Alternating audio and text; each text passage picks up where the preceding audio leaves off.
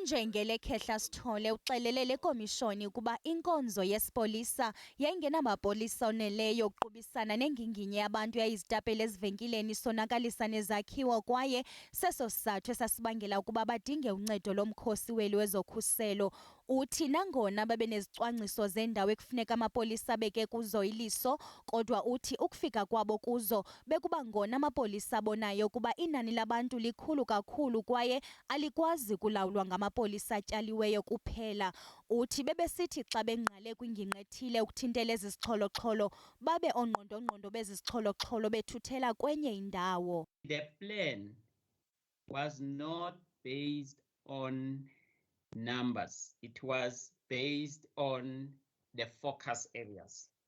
And the hotspots were all outlined in the intelligence report, and they were changing at a particular time, because when we attended to the one hotspot, then they shifted the modus operandi to the other hotspot. Okhokela ubungqina kule komishoni ubuze lingqina ukuba nanjengoko ezixholoxholo zazingekho kwamanye amaphondo, kwakutheni ze inkonzo yesipolisa ingaceli kuba kutyalwa amapolisa awo eGauteng naKwaZulu Natal.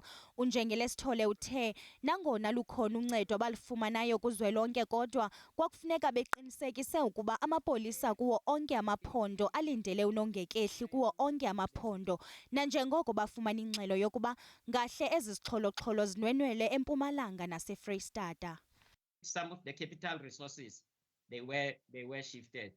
But I want to then indicate to you that the intelligence report that was then submitted to me at the time was already indicating that in Mpumalanga, the modus operandi has already gone there. If Free State was also included.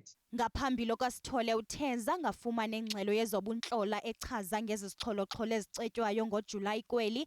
Uthe wayifumene ingxelo nje zesiqhelo adla ngokuzifumana zekota yonyaka.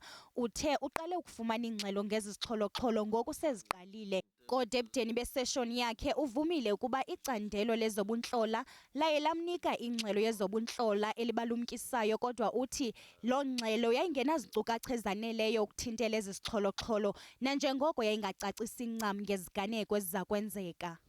Crime intelligence did submit an early warning, but which does not relate or point out exactly the unrest modus operandi.